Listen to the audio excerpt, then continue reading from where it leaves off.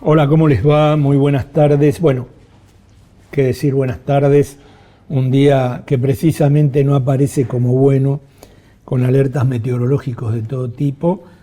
En realidad alertas de todo tipo, porque no es solo la lluvia, las tormentas eléctricas, hay otro tipo de tormentas que terminaron o no el fin de semana. Supongo que vamos a hablar en el programa de todo esto, del cierre de las listas con casi los mismos nombres de siempre. Después se preguntan por qué la gente no va a votar. Bueno, no busquen mucho, no le den demasiada manija a la historia. Y ni hablar del psiquiátrico con sus elecciones para sus listas. Porque realmente estos de la vedette me recuerda a alguien que gobernó la Argentina durante 10 años. Y es en los 90 quizás. Allá por los 90, cuando yo era mucho más joven que ahora. Cuando empezó la historia Palito Ortega. Exactamente. Entonces la historia Palito Ortega, Reutemann. la historia Reutemann, la historia Scioli, la historia... ¿Tú sabes? Yo me río, esta es una anécdota muy personal. Me invitaron al primer acto que estaba Scioli en el Abasto, porque tenía la casa, vivía en el Abasto, y los muchachos fueron con los bombos. ¿Qué vas a cantar? La marcha. Bueno, ni siquiera podía articular palabra para disimular que no la sabía. Claro, una cosa, ¿viste? Yo digo, ¿qué hago acá? Bueno. Tuvo muchos años para aprendérsela y cuando se la había aprendido, justo. No. Pero bueno, evidentemente la descomposición, supongo que Claudio podrá hablar de esto, nos lleva a límites que uno no sabe demasiado bien en qué va a terminar. Pero bueno, aparentemente es así. Hoy tenemos un invitado muy especial para hablar de un tema. No renunció Lugones, ¿viste? No aún. Todavía no. Es más, ha llorado en cámara. Hizo fuerza para llorar y no le salía. Sí. En realidad le salió peor que a Cavallo. A Cavallo se le cayeron algunas lágrimas. Actores en las listas porque es mejor, ¿no? Y vedette y toda esa cosa, eventualmente ¿no? puede llorar cuando es necesario. Claro, Bueno, no tenemos acá Chorro para que se encargue de las buenas noticias hoy, así que vamos a tener que remar como podamos para que no sea... un panorama gris como el día, ¿no? Y vamos a hablar, decías, del cierre de listas del fin de semana, de qué significa este cierre de listas, de qué se juega un poco en estas elecciones. Vamos a hablar a lo largo del programa también del fentanilo y de lo que... Ese es el tema, ¿no? Sí, de las ya 96 muertes contabilizadas, que seguramente crecerán porque hay un montón de muertes asociadas que todavía están en investigación, a ver si en efecto tienen o no que ver con el fentanilo contaminado. Así que vamos a hablar durante la segunda parte del programa de este tema y vamos a hablar de economía, vamos a hablar un poco de todo. Pero ya que mencionamos lo del cierre de listas, bueno, en efecto, en octubre va a haber... Yo en provincia se ponen en juego, no, por eso dije octubre. Sí, en septiembre se vota en provincia de Buenos Aires, pero en octubre se vota a nivel nacional, se ponen en juego 127 bancas en la Cámara de Diputados, 24 bancas en la Cámara de Senadores, 8 provincias, entre ellas Cava, elige senadores, y el cierre de lista fue sorpresivo en algunos casos, la verdad es que nos dejó con mucha tela para cortar, mucho para analizar, sí.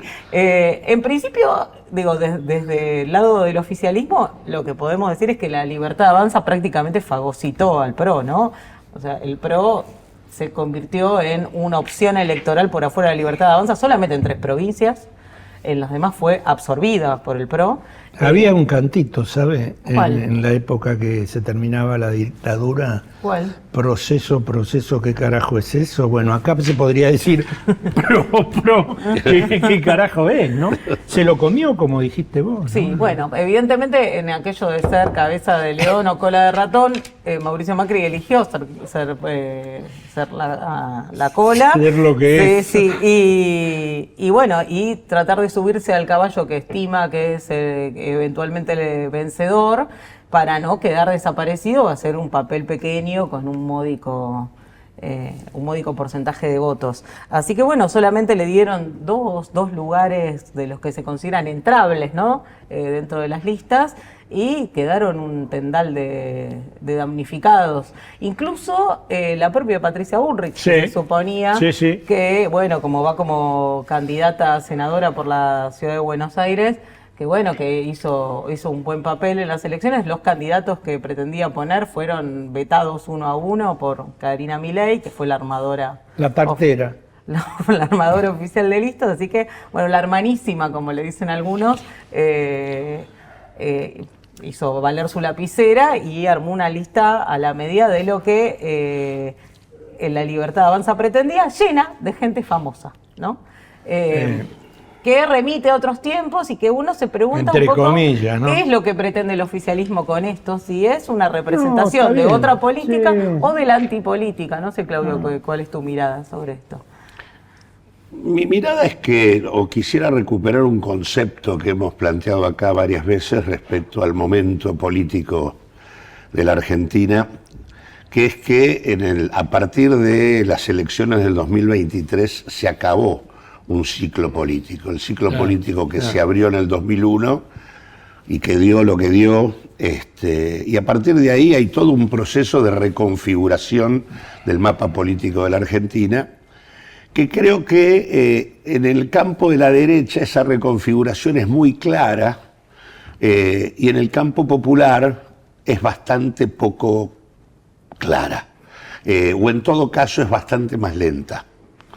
En el campo de la derecha yo creo que, como bien decían ustedes, hay claramente se deglutió al PRO La Libertad Avanza, y al mismo tiempo aparece incluso una variante también conservadora, articulando la realidad de algunos gobernadores que pretenden consolidar una opción nacional alternativa al gobierno, pero con muchos puntos de contacto en la orientación del rumbo económico y social de la Argentina. Los mismos gobernadores que han sido cómplices de buena parte de la gestión de Milei conforman ya, y de hecho ya pusieron en marcha en esta elección, en distintas localidades, una idea de una opción conservadora alternativa al mileísmo. Yo veo como que la derecha se abre en esos dos campos, ¿no? La Libertad Avanza absorbiendo al PRO y los gobernadores comenzando a armar una opción distinta. En el campo popular, digamos que la experiencia... Vos dijiste la vez pasada que lo de los gobernadores también era sospechoso, porque no era demasiada opción, ¿no? No, es una opción de, en todo caso, vamos a ponerle un título de una suerte de neoliberalismo más prolijo, institucionalmente, que el que en todo caso expresa la salvajada institucional de la experiencia de Milei.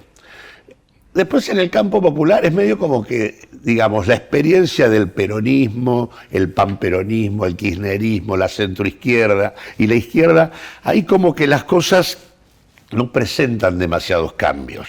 Presentaron una lista de unidad en principio, ¿no? Que era algo que en un momento hasta tambaleó y no sabíamos qué iba a emerger de eso. Y sí, pero una lista de unidad en el marco de esto que en todo caso mencionaban al comienzo respecto al tema de internas que tienen mucha dificultad para relacionarse con la sociedad. O sea, internas que están resueltas al interior de una pieza entre 3 o 4 personas, que no involucran a la comunidad para decidir nada y que tampoco instalan el debate de proyectos políticos claros que le muestren a la comunidad una perspectiva de futuro. En ese marco, digamos que el esquema de poder interno de lo que es Fuerza Patria, digamos, no varía demasiado respecto al esquema de poder interno que en todo caso tenía el Frente de Todos o Unión por la Patria. En todo caso, la desaparición de Alberto Fernández, pero sacando ese punto, no necesariamente del albertismo, que de alguna manera se reubica en el marco de las figuras existentes, pero el esquema interno se mantiene parecido.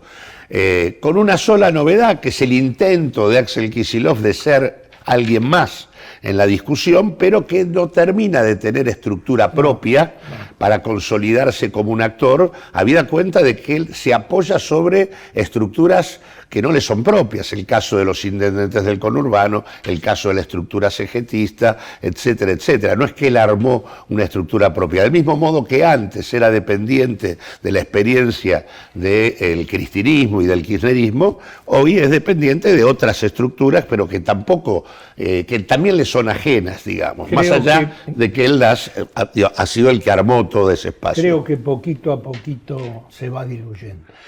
Bueno, yo creo que lo que sí vemos claramente en el modo en que se cerró la interna de Fuerza Patria en la provincia es que de los 15 candidatos, prácticamente 13 responden exclusivamente a Cristina Fernández de Kirchner. 8 de manera expresa son de ella, pero también, Juan Grabois tiene, digamos, terminal directa con Cristina y termina haciendo lo que Cristina le plantea, y por otro lado, digamos... y también el que sigue siendo un actor fuertemente articulado con Cristina es Massa. Hay que recordar que Juan Grabois dijo hace ya muchos meses que él no iba a compartir con Massa una lista y que él iba a encabezar en la provincia de Buenos Aires. Bueno, no encabezó en la provincia de Buenos Aires. Massa tampoco está, hay que decir. Massa no está, pero la que está delante de Grabois es Massa. Es Massa. Es la de Necochea. Eso aparte es también un tema de qué es lo que estamos discutiendo. ¿El tema es Massa o es el Frente Renovador como una experiencia política que al interior de la experiencia, digamos, del kirchnerismo o del Partido Justicialista o de los sectores del justicialismo, es la fuerza política que tiene mayor articulación con el bloque dominante, es decir, con el capital concentrado, digamos? Ese es el tema del Frente Renovador, más allá de que pueda haber compañeras o compañeros más interesantes o no, pero lo que digo es que el problema de eso es que ahí plantea una discusión del proyecto político que eso termina impulsando. Massa es el que frena el impuesto a las grandes fortunas, Massa es parte de los que de alguna manera limitan el avanzar sobre Vicentín, Massa tiene que ver con determinados límites serios para pensar una orientación diferente como proyecto político para una propuesta transformadora. Así que en ese sentido, la verdad que poner la discusión en una persona, en lugar de ponerla en la discusión política de lo que expresa esa fuerza, me parece que es, por lo menos, es por la galería, no tiene que ver con un debate de fondo. A la luz de esta oferta electoral, Unidad Popular decide presentar una lista propia a diputados. En Ciudad de Buenos Aires sí, en Provincia de Buenos Aires no, porque en Provincia de Buenos Aires, digamos, el único espacio con el que se le puede poner algún freno a la experiencia Milei es Fuerza Patria. En la Ciudad de Buenos Aires claramente Fuerza Patria no es el freno, no lo ha sido.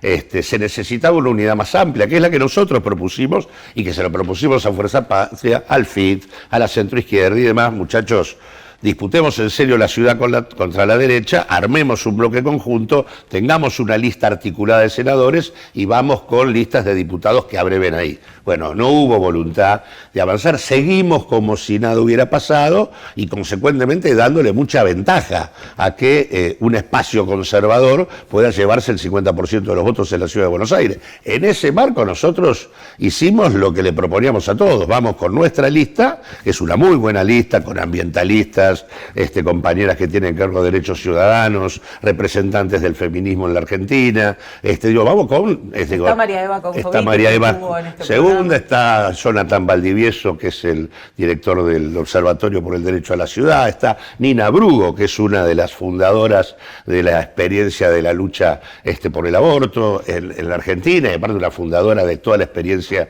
del feminismo en el país, está Pablo Vergel, que es un sociólogo ambientalista que prácticamente es fundador del ambientalismo en la Argentina, así que en ese sentido vamos con una lista muy potente ahora, y al mismo tiempo no entramos en una cuestión de poner un candidato a senador testimonial, sino queremos discutir un acuerdo programático de para qué queremos los senadores, y seremos propuestas a Fuerza Patria, nosotros no tenemos problema en respaldar, porque no hay que dividir el voto, hay que garantizar que lo que entre al Parlamento tenga más que ver con de este lado, como solemos decir, ¿no? Necesitamos terminar con un Parlamento que ha sido cómplice de los en estos años de Milei, que solo se ha despertado ahora en el marco de la coyuntura electoral y parece que hay algunas cosas en discusión y que vamos a ver si este despertar se consolida un poquito en la discusión de los vetos que creo que vamos a tener en el día de mañana, ¿no? Bien, tenemos que ir a una pauta. No me pregunte